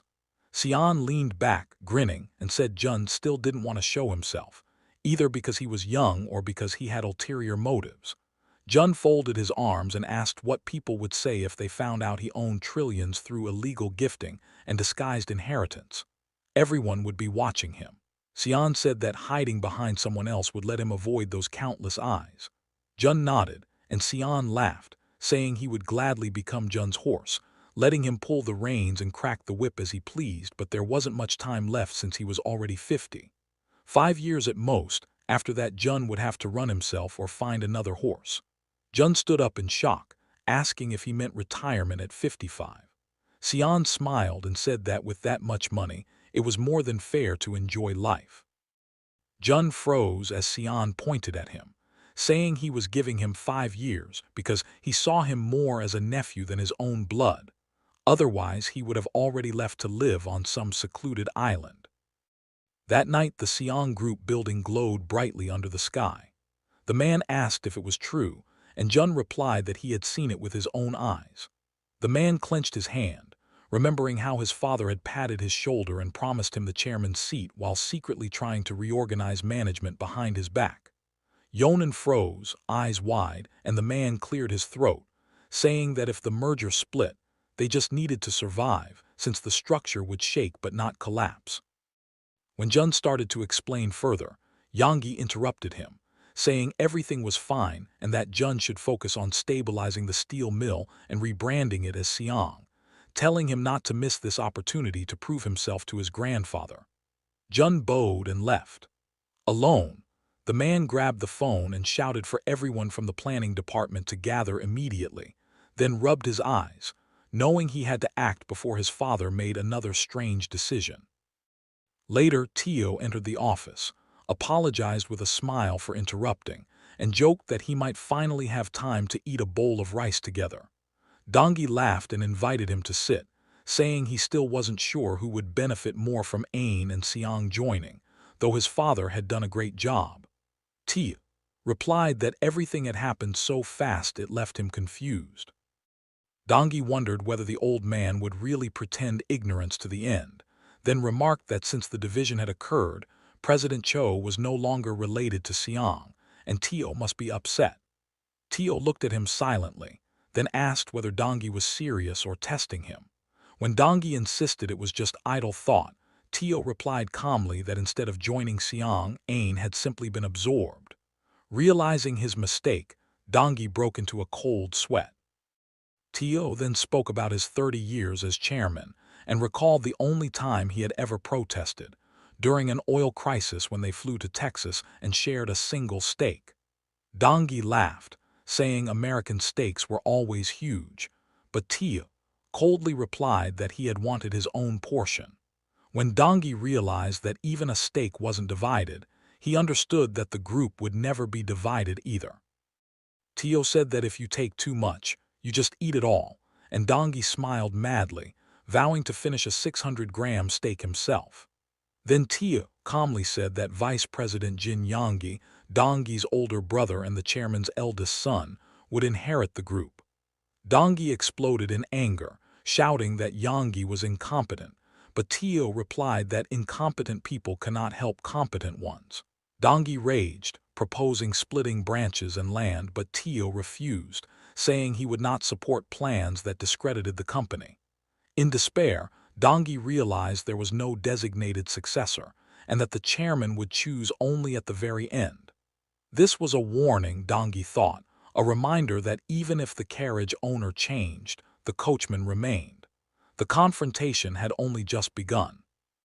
The next day, sunlight poured through the windows of a massive building. Dongi entered his brother Yangi's office with a forced smile. Yangi asked why he had come, joking that Dongi hadn't visited in 10 years. The office was filled wall to wall with documents. Dongi's voice echoed through the office as he said that he had earned a lot of money during this time, then pointed around at the cluttered room and asked what all this was supposed to be. Yoongi immediately replied that these were nothing but absurd rumors, adding that Dongi himself should try earning at least something here, because even the budget of a single department in his company was larger than this. Hearing that, Dongi lost his temper and threw his hand out, shouting that he couldn't tolerate it anymore, and that tomorrow he would send someone to expand Yoongi's office. Yoongi calmly replied that it wasn't necessary because he still needed to pay off his debt. Dongi froze for a moment, then asked in confusion if Yoongi really had a debt. Yoongi smiled broadly and waved his hands, telling him not to panic because it wasn't a private loan, then reminded him of Jun's starting capital. Dongi clicked his tongue in realization and pointed at Yoongi, who rubbed the back of his neck and said that he needed to return it because their father had taken a child's money. Dongi sat down in a chair and said that since Yoongi earned well and didn't waste money, he could easily pay it back. Yoongi said it was time to get down to business and asked what kind of wind had blown Dongi here today. Dongi leaned back against the chair, thinking silently, then asked whether Yoongi really intended to keep walking this path. Yoongi looked at him in surprise and asked what he meant. Dongi's expression hardened as he asked whether movie production was really Yoongi's final stop. Yoongi hesitated, unsure how to answer, asked whether he was telling him not to even look toward the group. Dongi answered firmly that he meant exactly that, adding Yoongi and his son to the sentence. Yoongi stiffened, the warmth vanishing from his face as an uncomfortable silence settled between them.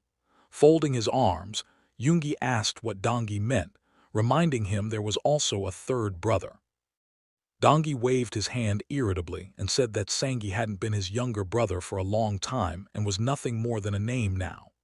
Yoongi touched his chin in thought, and Dongi slammed his hands onto the armrests, shouting at him for reacting like that and asking if he was really hiding his greed. Adjusting his glasses, Yoongi replied calmly that it wasn't greed, but that until now he hadn't fulfilled his role as a father properly, so he intended to start now. Dongi stared at him in shock and asked if he was talking about Jun. Yoongi nodded slowly and said yes, explaining that Jun dreamed of becoming an entrepreneur like his grandfather. Dongi froze in disbelief. Yoongi smiled faintly and explained that Jun wasn't petty enough to want control over a few subsidiaries, and that his son would achieve everything through his own abilities. Dongi could only stare in silence as Yoongi added that he would do everything he could to support him. Dongi asked what that had to do with the group, and Yoongi replied awkwardly that even though Jun was the youngest grandson, he still carried the chairman's blood, so if something was offered he would accept it, and if not, he would take only his fair share. Dongi repeated the words fair share under his breath, displeased, then looked up without responding.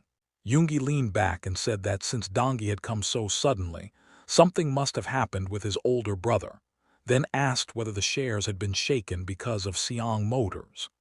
Dongi immediately denied it, stood up, adjusted his jacket, and told Yoongi to stay where he was and support him, promising that if he won, he would give Yoongi a fair share, enough for Jun to achieve his dream. Yoongi asked quietly what would happen if the other brother won, and Dongi replied coldly that then Yoongi would have to fight his brother in order to become a father.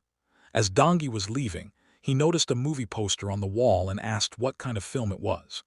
Yoongi replied that it was scheduled for release early next year and that they were looking for theaters. Dongi patted his shoulder and said that if the tickets didn't sell, he would buy them all. Yoongi smiled and thanked him. That evening, the lights were on in Yoongi's house as Soyeon and her husband sat on the sofa. Yoongi asked why they had come so late just to ask for money. Soyeon admitted it awkwardly, and Yoongi wondered if something serious had happened in the family that he had missed. He asked why the owners of a department store were borrowing money from a film company. Soyeon nervously explained that her father had invested almost everything into the steel mill and had restricted the department store's budget, forcing her to report daily income and expenses. Confused, Yoongi asked what she had done wrong, and she suddenly shouted that it was her husband's fault, pointing at him and explaining that he wanted to challenge the mayor of Seoul in the next election, so her father had cut all funding. Her husband lowered his head in embarrassment. Soyeon then said she heard Yoongi had struck gold with his film and asked if he had received the profits. Irritated, Yoongi asked how much money she thought a movie could make in Korea, then answered himself, saying that with ticket prices at just over 6,000 won and around 670,000 viewers, revenue would be roughly 4 billion won before deducting distribution and production costs. Without waiting for a response, he told them to stop this nonsense. The couple left awkwardly, and after seeing them off, Yoongi rubbed his eyes in exhaustion. As they stepped outside, a surprised voice called out, and it was Jun, who had just returned home. He asked his aunt why she had come so late. Moments later, Jun entered the house and removed his shoes.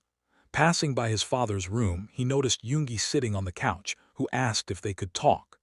Jun entered, rubbing his neck, saying he would try to come home earlier in the future, but Yoongi smiled and said he wasn't the kind of father who controlled when an adult came home. 2 cups of tea sat on the table as Yoongi mentioned that Dongi had visited earlier and that Soyeon and her husband had also come. Jun replied that he had met his aunt on the way in.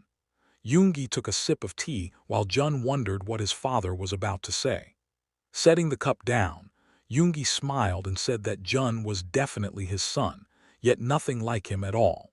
Jun was left speechless as Yoongi continued, saying he was proud of Jun's artistic sense, but that Jun didn't even listen to popular music and found counting money boring, yet was born with an extraordinary sense for investing. Cold sweat broke out on Jun's face as he wondered why his father had started this conversation and whether he knew the truth. Yoongi noticed his unease and smiled, then said he already knew everything from Sion. Shocked, Jun asked what he meant, and Yoongi proudly stated that Jun's net worth exceeded 3 trillion won and that he had acquired Ink Group, effectively owning an investment company tied to Hollywood. Jun realized bitterly that his uncle couldn't keep secrets, then remembered that his father and uncle were bound by deep trust from their youth. Yoongi laughed and said Jun now had the same face he once had when hearing about all this. Jun bowed and apologized for not telling him sooner, and Yoongi folded his arms and said he was actually grateful. He asked whether Jun really thought he would believe that a high school student with 20 billion won could negotiate fluently in English. Yoongi then said calmly that it was cool, that he was proud not because of the money but because of Jun's talent. He asked whether Jun wanted to take over Seong Group, and Jun replied that it was only a tool, not his goal. When asked about his dream, Jun said he wanted to build a conglomerate that surpassed Seong Group, starting from scratch and acquiring subsidiaries from Seong and other conglomerates alike. Yoongi asked in disbelief whether Seong Group was just a stall to him, and Jun replied that he didn't want to be handed the company but wanted to earn everything himself. Smiling contentedly, Yoongi said that if that was his son's dream, he had worried for nothing. He admitted he had been considering confronting his brothers or negotiating for cash or shares. As he left, he said he hated quarrels and negotiations that hurt his pride, wished Jun good night, and told him to sleep. Jun reached out in confusion, insisting everything was wrong, but outside under the night sky, Jun's voice echoed again as he asked to speak with his father a little longer. An image appeared of several classic cars lined up in a parking lot. With his hands in his pockets, the protagonist walked slowly between 2 rows of vehicles and glanced around, noting just how many had gathered here. He climbed the stairs toward a massive building, where more than a dozen men in suits were seated around a huge table. Yang-il spoke first, stating that foreign currency flowing into the company must not be spent, not dollars, not yen, not even marks. He said urgent foreign payments still had to be handled because banks were refusing to release their dollar reserves and were holding onto them tightly. With his hands folded and eyes closed, the gray-haired man sat in silence. After a moment, he opened his eyes and asked whether anyone had tried contacting the deputy prime minister. Looking around the room, he asked if they had called him. The chief secretary lowered his gaze and replied that the calls were being ignored. Grinding his teeth slightly, the chairman said it was obvious, since the call was effectively coming from him, and politicians were now avoiding businessmen altogether.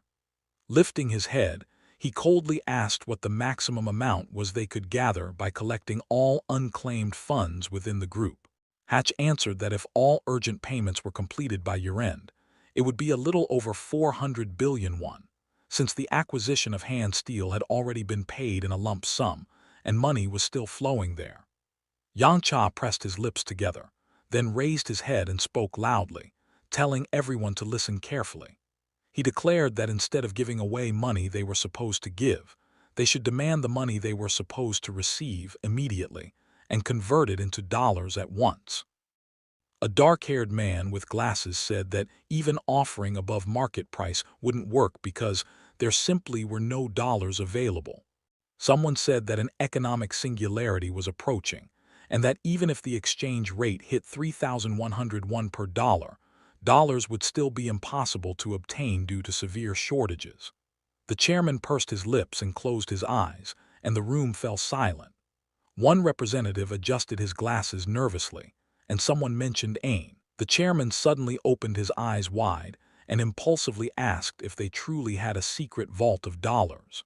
The chief secretary replied that not exactly, clarifying that the acquisition price was 1.2 trillion won. The chairman's eyes widened further as he leaned forward and struck the table, smiling as he exclaimed that this was fantasy money, crisp green dollars that definitely existed. Hatch nodded with a smile and said they could exchange currency worth 1.2 trillion won and easily cover the remainder with a bank loan, since there was only a dollar shortage, not a won shortage. Two executives turned to each other with excitement. The chief secretary added that they could even absorb all of Fantasy's dollars by issuing bonds to the Xinjiang Group, as long as they offered higher interest than Fantasy Investment's annual returns. One man asked whether Fantasy would accept such an offer, even with interest. Hatch replied that 1.2 trillion won would need to be exchanged at the current rate. Another clarified that he was referring to interest on bonds for the remaining dollars. Lowering his head, the chairman chuckled, then suddenly burst into loud laughter, declaring that he would handle this problem himself. The man with glasses and the brown-haired executive both stared at him in surprise.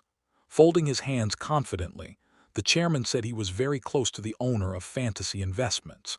The chief secretary hesitated and said that CEO Xian was no ordinary man and knew the true value of his dollars better than anyone. The chairman smiled wider and said Xian was only a manager, not the owner.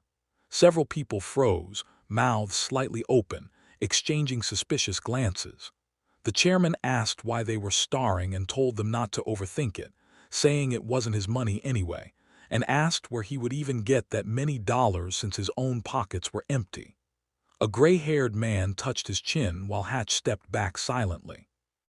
The chairman slammed his palm on the table and ordered everyone out, warning them not to speak to anyone about his instructions and to follow them precisely. One by one, the men in suits exited through the wooden doors. The chairman folded his hands and looked at Hatch, who bowed deeply and left. As he exited, he glanced sideways thoughtfully. The chairman smiled faintly. Downstairs, several men in suits descended the steps, chatting cheerfully. The protagonist sat on a red sofa watching them, nodding how animated they were, sipping drinks through straws.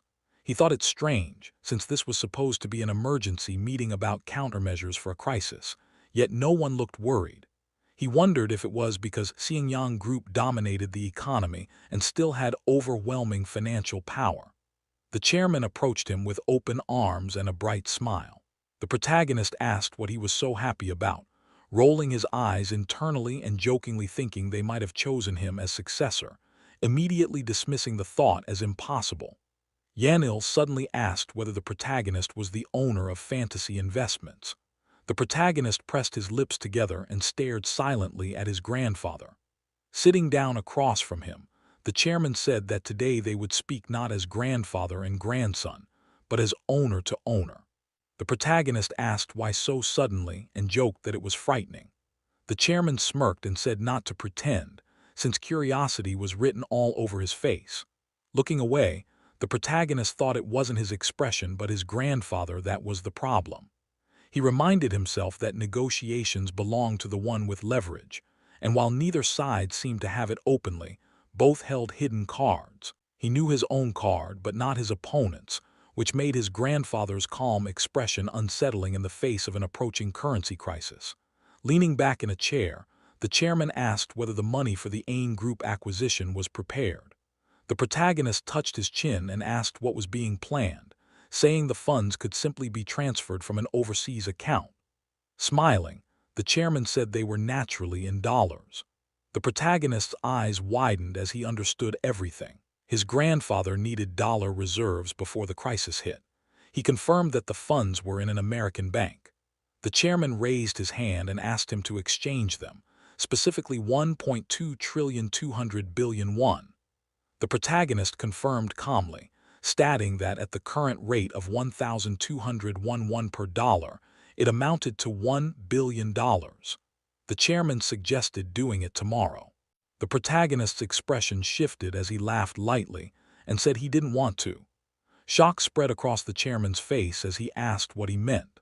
With his eyes closed, the protagonist replied that there was no reason to complicate things, since he could simply transfer the money directly to the creditor bank and avoid exchange altogether. The chairman's eyes widened as he asked if that was truly possible. The protagonist smiled and confirmed it, adding that he had eyes and ears and could clearly see the dollar's relentless rise. He said that the merger of Xinjiang and AIN Motors should be completed first, with creditor authorization signed before payment, and that paying later would only benefit him. The chairman continued to stare at his grandson in disbelief, as the protagonist calmly concluded that delaying payment was not disadvantageous for him at all.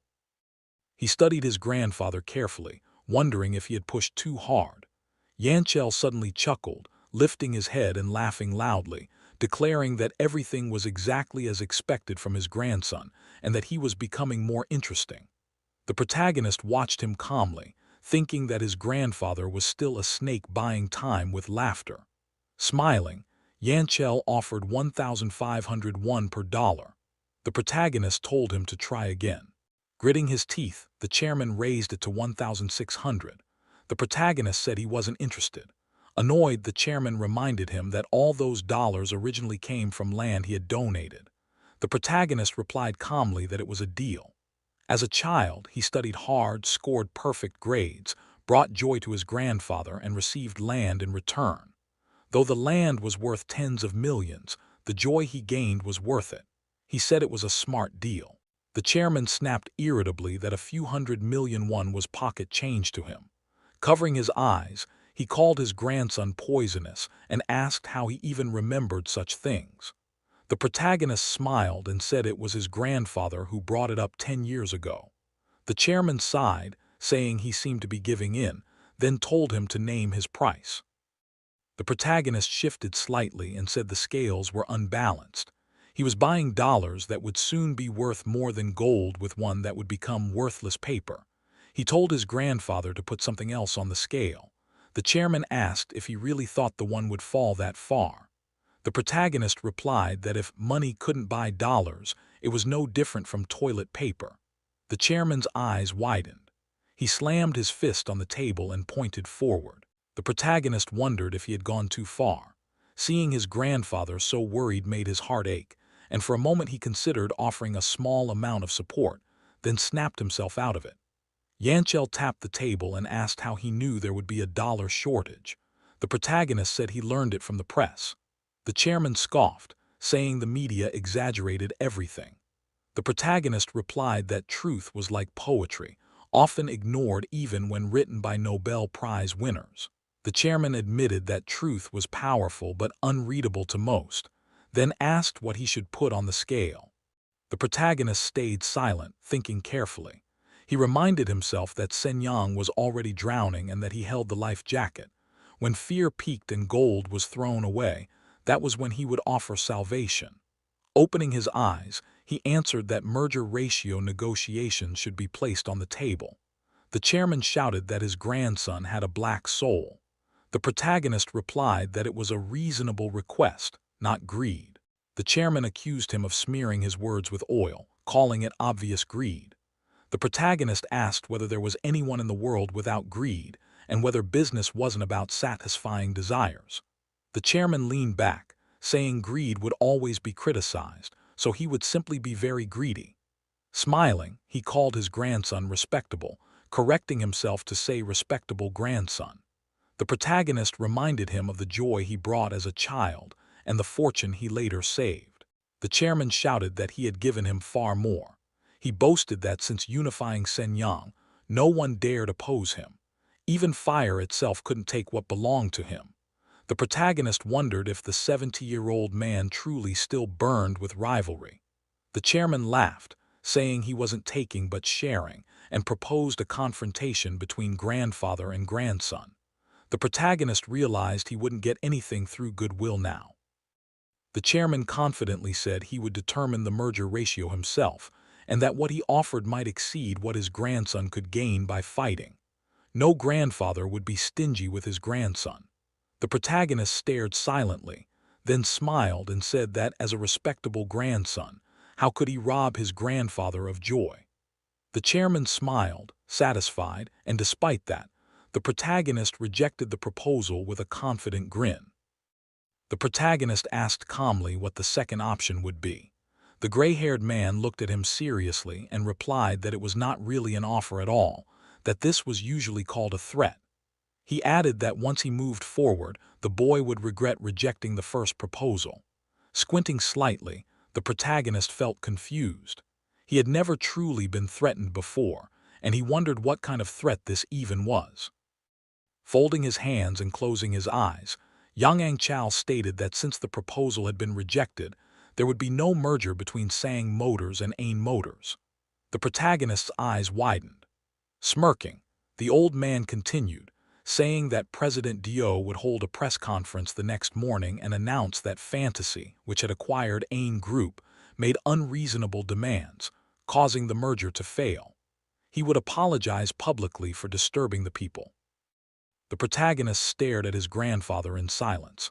Then he coldly told him to continue. Calm and confident, he said this was a very weak threat. The old man's face twisted in shock and disbelief as he asked what he meant. The protagonist kept staring calmly. Annoyed, the chairman shouted that if the acquisition failed, he would interfere however he pleased, and that the boy was being frivolous about acquiring the company. The protagonist looked away, thinking something was deeply wrong. He wondered if his grandfather believed that without the merger, Ain Group could not be taken over. Turning back, he said that since the merger was the first condition of the acquisition, the situation had indeed changed, and now it was a real emergency. The chairman looked genuinely shaken. He then declared that there was one thing that would never change. When asked what that was, the veins in his neck bulged as he said that his influence would remain constant. If the merger was canceled, he could call the creditors, the banks, the Blue House, even the National Assembly, and stop the takeover. He asked if the terms would then be reconsidered. Calmly, almost indifferently, he looked away and said that in the current situation, influence no longer worked the same way. He explained that the government had already injected $11 billion into the foreign exchange market, and the rate was still skyrocketing.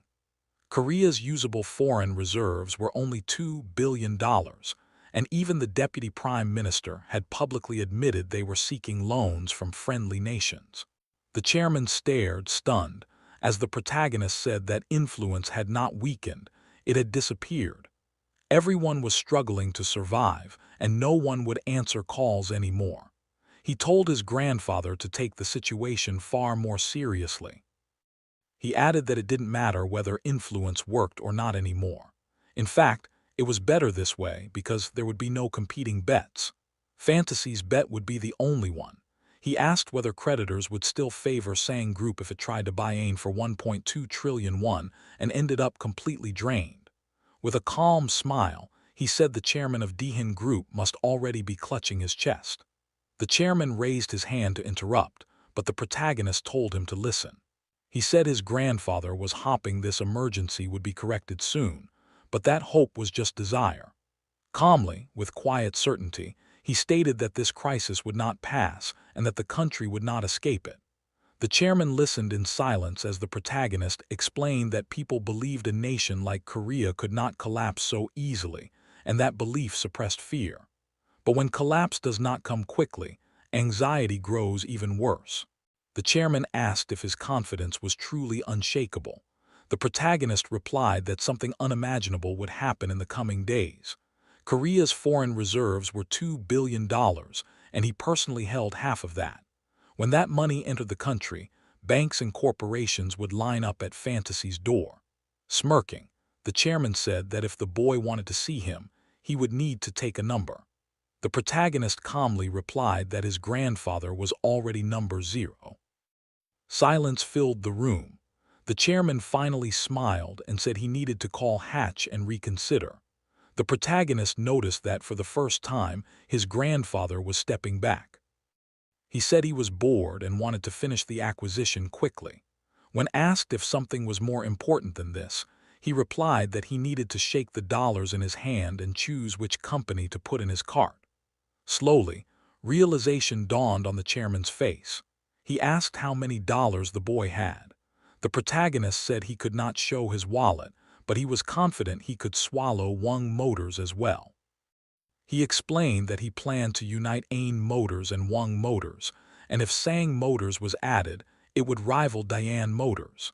Smiling, he called it another gift to his grandfather.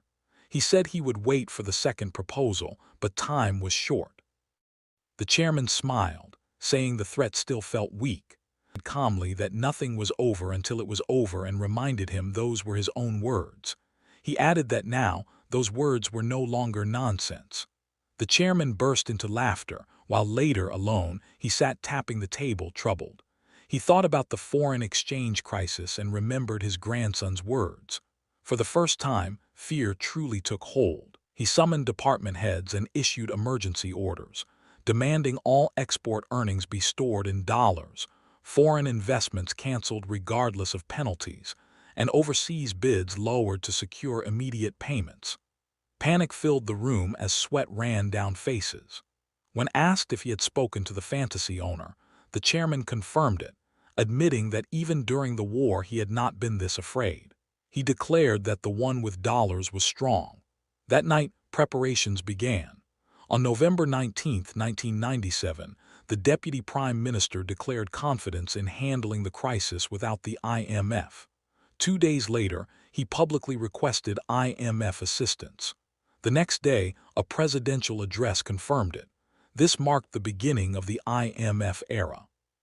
The stock index collapsed, credit ratings fell, banks were suspended, conglomerates went bankrupt, and signs were torn down across the country as the economy collapsed like falling Jenga blocks. The mirror-style building reflected the bright rays of the sun. Speaking sharply into his phone, he ordered them to pay for the takeover only after the merger was completed and told them to reread the agreement carefully. The deadline was February next year, which meant there was still plenty of time. His irritation flared as he asked why payment had to be made in dollars. He said he would give them 1.2 trillion won in cash, 10,000 won bills if necessary. He slammed the phone down and leaned back. When June asked if it was about Jail Bank, Sahin replied that chaos was spreading everywhere.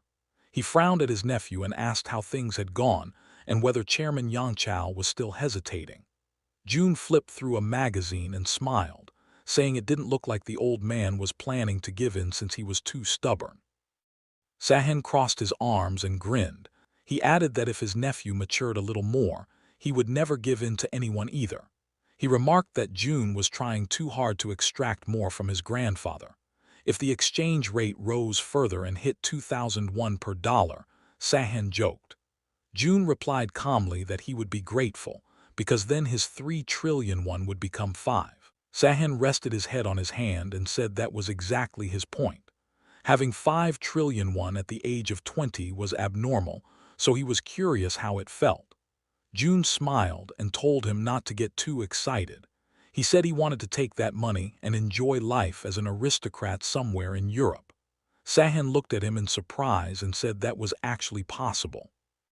June asked which sounded better, being the chairman of a Korean conglomerate meddling in government affairs or a rich European aristocrat. Sahan replied sadly that both sounded boring. June smiled and told him to wait a little longer, saying he would become chairman himself and make sure Sahan enjoyed retirement like a European noble. Sahan shaded his eyes with his palm and agreed. As the sun set, the massive corporate building was buried in orange light. One department head stood before Yangchao and vowed to succeed and repay his kindness. The chairman crossed his arms and told him to stop flattering him and focus on securing $2 billion instead. The man bowed and left. Hack stood quietly, watching the chairman. After a moment, he asked if Yangchao could tell him who the owner of Fantasy was so he could try negotiating cooperation. The chairman replied gloomily that it wasn't necessary and said he would handle it himself. He ordered Hack to visit the opposition camp and deliver vitamins along with a message that if they provided $2 billion, the Federation of Korean Industries would actively cooperate with the next administration. Hack bowed and left. Alone, Yangchao opened a black folder on the table and began reading numerical reports. 17.7%. That was the maximum share that could be allocated to Saying Motors. He thought about trading that influence not for $1 billion, but for a favorable exchange rate. He remembered his grandson's dark grin and recalled June saying he would bring everything back to Saying Group after the merger. But he knew that was unlikely.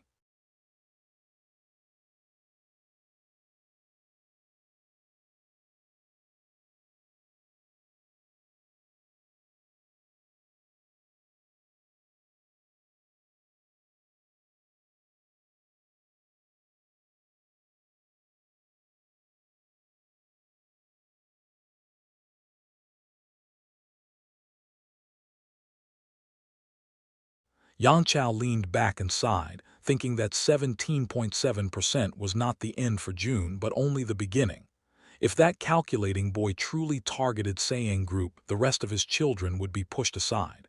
He rubbed his neck and muttered that despite everything, June still had a big heart, judging by how he treated his father. Still, now was not the time to think about family. The group came first. He looked out the window and consoled himself that if the company was ever taken, at least it would be by blood. The office darkened as lamps flickered on. Elsewhere, Sahan reviewed company lists with June, explaining which firms were the most reliable. June asked which was best from an accounting perspective. Sahan pointed to the top entries, nodding profitability and technology but saying those weren't the only factors. June chuckled thoughtfully. Sahan asked whether Daya Construction would collapse. June replied calmly that only Sang and Diane groups could survive on their own. The rest were like candles in the wind. Sahan argued that Daya only needed minimal government support. June stood, hands in pockets, and said they would see. Later, riding through the city at night, June reflected that after the IMF crisis of 1997, Korea had entered an era of natural selection. Predators would bare their teeth and tear apart the weak. He waited at a crosswalk watching people pass, thinking that since he had decided to become king of this place, there was no room for mercy. Yunek interrupted his thoughts, informing him that Hansung Daily had been tailing him. June was surprised. He had assumed enemies were internal. Yunek explained that the chairman already knew and had ordered everyone to pretend ignorance. That worried June. His grandfather never made meaningless decisions. At the mansion, June arranged a dinner for the strategic department and exited the car with a satisfied grin, thinking his sister-in-law's map had been useful. Inside, Yangchao asked if the offer was enough. June studied the document showing 17.7%. He smiled and asked whether this was a deal or an inheritance. Yang Chao laughed and asked if his greed had no end. He said inheritance was for children, not grandchildren. June replied that his father wasn't like him, so expectations were low. Yang Chao smiled and called that good. He then ordered June to stamp the agreement and transfer $1 billion. June hesitated, knowing another push could shatter everything. He finally agreed, stating he would prepare $1 billion at an exchange rate of 1,601. Yang Chao was surprised. June teased him, asking if he truly believed the torment would stop there. Yang Chao warned the rate might reach 2001 and June would lose heavily. June pretended to worry, then relaxed, saying he wasn't petty enough to bankrupt his grandfather. June revealed two requests and placed a map on the table: government land. He wanted to buy it cheaply. Yang Chao exploded, refusing outright. June suggested funding an election campaign so his uncle could become mayor and approve the sale. The chairman roared in fury. June calmly argued that selling land during an economic crisis would face no resistance. When Yang Chao shouted again, June demanded to know why he was so against it. The answer was simple and devastating: because the mayor was Jin. He was Choi. Silence filled the room as June understood. Political ambition, exposure, and buried crimes. If politics turned hostile, Sayang Group would be torn apart. June finally saw the line his grandfather would never cross. He thought about his aunt and uncle, and how his grandfather had already realized that his aunt was using force to demand Sayang Group shares equal to his son's, or even more. June looked carefully at his grandfather and asked whether he had considered turning his uncle into a puppet of Sayang Group. Seeing the surprise on the chairman's face, June immediately explained. Once his uncle sat in the mayor's chair and soul, dirt and dust would naturally cling to him. If you grab onto that, you can control him completely. Yang Chao replied that this dirt would come from Sayang itself, and if it were exposed, the company would suffer as well. June's eyes sharpened as he calmly said that he would be the one to throw that dirt and dust, and then grab his uncle by the collar so his grandfather wouldn't have to worry. Yang Chao was taken aback by the pressure. June added that he would also provide the money himself, and his grandfather could use it however he wished. Yang Chao stared at his grandson and asked why, if he was even providing the money, he needed permission at all. June grinned, forming his fingers into a tube, and said that if his grandfather made a single call to the opposition party leader, his uncle wouldn't even be nominated. He raised two fingers and explained that just 2 steps would keep his uncle in the sole mayor's seat for 8 years, more than enough time to take everything they needed. Yang Chao folded his arms and asked what the second step was. June smiled and said Dia construction. The chairman's eyes widened. June calmly explained that blocking government subsidies to Dia construction would be enough. Yang Chao objected, saying Dia was no small rural shop, but 5th in subcontractors. June replied casually that compared to Ain Group and Sayang Motors, Dia was nothing more than a kiosk. Yang Chao fell silent, then smiled faintly and said June wasn't asking for Sayang construction but planning to take Dia itself. June frowned, saying if he asked his grandfather might have given him. Yang Chao stood up, saying it was pointless now since June clearly wanted Dia. June felt irritated, realizing his grandfather was deliberately teasing him. He said that no company could escape the currency crisis, and Dia would also need dollars. Without government subsidies, it would collapse. He added that he would then take it himself. Yang Chao frowned and said Dia was still a good company and only needed minimal help. That meant Dia and his son-in-law becoming mayor were interconnected. June smiled and said he would give the company his blood, turn his uncle into fertilizer, let the company bloom, and then rename it under Sayang. The two stared at each other in silence. Yang Chao's expression shifted into something darker, a wicked joy forming as he said that besides himself, June was the only one in the family who truly aimed to increase Sayang's subsidiaries. June froze, feeling discomfort as his grandfather's smile carried no warmth. Yang Chao said he needed time to think, but ordered June to move quickly because even the group presidents were restless and needed to be calmed once the $1 billion arrived. June bowed and left, feeling strangely unsettled. Yangchao watched his grandson's back, deep in thought. The image formed clearly in his mind. A mayor selling state land under the pretense of saving the economy, acquiring a construction company, turning land into money, and doing it all while receiving $1 billion. Cheap, even at that exchange rate. He clenched his fist, realizing June had the confidence to secure hundreds of billions more. He admitted to himself that he had almost agreed instantly, and that frightened him. June was a predator, hiding the temperament of a tiger beneath a gentle face.